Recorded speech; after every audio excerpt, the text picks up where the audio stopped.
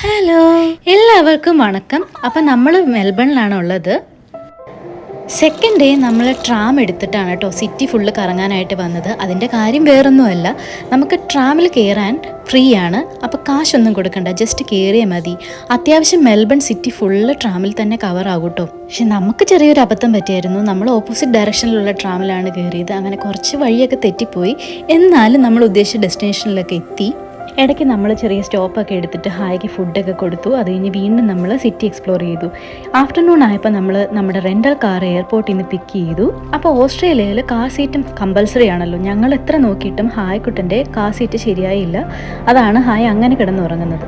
പെട്ടെന്നൊന്ന് സ്വിറ്റ്സർലാൻഡിലെത്തിയ ഫീലായിരുന്നു കേട്ടോ. മെൽബൺ കാണാൻ നല്ല മനോഹരമാണ്. നല്ല പുൽമൈതാനങ്ങളും പശുക്കളും ഒക്കെ ഇങ്ങനെ നടക്കുന്നുണ്ട്. ഡിന്നർ ആയപ്പോൾ നമ്മൾ നിബിൻ്റെ കസിൻ്റെ വീട്ടിലേക്ക് പോയി. ദേ ഹായക്കുട്ടനെ കണ്ടില്ലേ, പുതിയ ഫ്രണ്ട്സൊക്കെ കിട്ടി, അതിൻ്റെ സന്തോഷത്തിലായിരുന്നു. അങ്ങനെ നമ്മൾ അന്നത്തെ ദിവസം കഴിഞ്ഞു.